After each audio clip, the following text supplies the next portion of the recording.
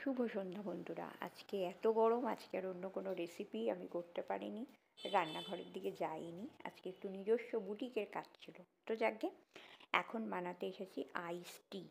জীবনে আমি কোনোদিনও ঠান্ডা চা খাইনি, বাট আজকে প্রথম এক্সপিরিয়েন্স করব যে কীরকম হয়। মানে বলতে পারো এক্সপেরিমেন্টাল ডিশ। ডিশ না, মানে এক্সপেরিমেন্টাল একটা রান্না।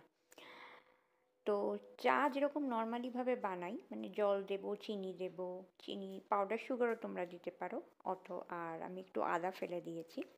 এটাকে এবার যথারীতি ফোটাবো, তারপরে চা পাতা দেবো, মানে যেটাকে আমরা লিকার চা, মানে লাল চা বলি আর কি, সেটাকে তৈরি করে নেব।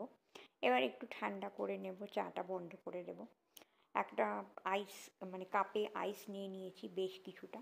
এইবার এই চাটা একটু ঠান্ডা হলে এই মানে চাটার এই আইসের মধ্যে ঢেলে দেবো, আর ওপর থেকে দিয়ে দেবো একটু লেবুর রস। তো দ্যাটস ইট, এটাই হচ্ছে মানে লেমন আইস টি। তো প্রথম আমি খাওয়াবো আমার মেয়েকে, দেখি ও খেয়ে কী বলে। এরা যদিও মানে চা একদমই খায় না, তো দিয়েছি প্রথমে ও টেস্ট করুক, খেয়ে কী বলে দেখি।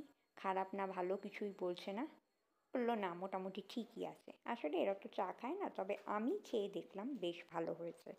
মানে এই রকম যে ভালো হয় ঠান্ডা চা আমি কোনোদিনও খাইনি, তো এই ফার্স্ট টাইম খেলাম, বেশ ভালো লাগলো।